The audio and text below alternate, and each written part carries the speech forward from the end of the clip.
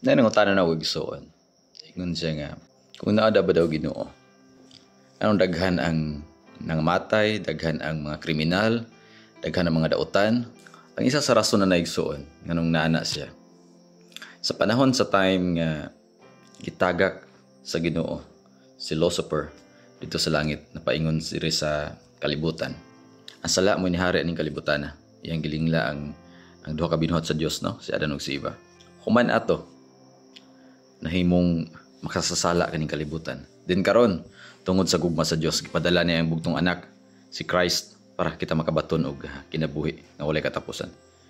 But ang kanindot sa Ginoo niya ni, ang grasya sa Ginoo para sa tanan, para sa tanang tao, para sa tanang nga mutuo sa Ginoo.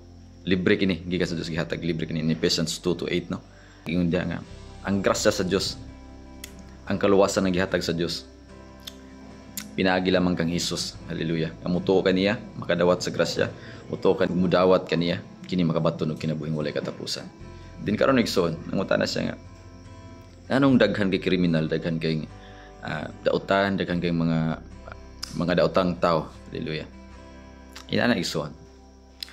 Ang Dios wala nagpugong, wala naghimo na tong robot, no? Aduna kitay free will sa matag usa. Aduna kitay pagpili kung asa kita nga dalana mong paingon, dalan ba ta sa kabatuoran or dalan diri sa kalautan, dalan diri sa langit o dalan diri sa impierno. Muna ang gihatag sa Ginoo sa tuigson.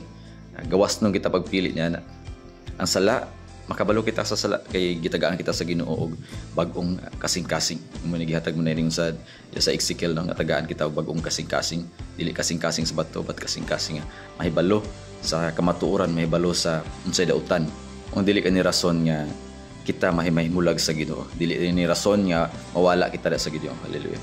Kaya ang dautan igsoon wala mo undang sa paglingla sa tao nga naning kalibutan na para madala niya sa impierno.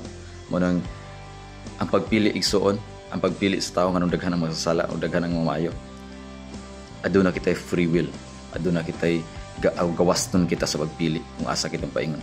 Magkinabuhi pa kita nga maayo uban sa Ginoo, magkinabuhi itang dautan uban ni Satan dito sa kalautan sa impierno. Hallelujah.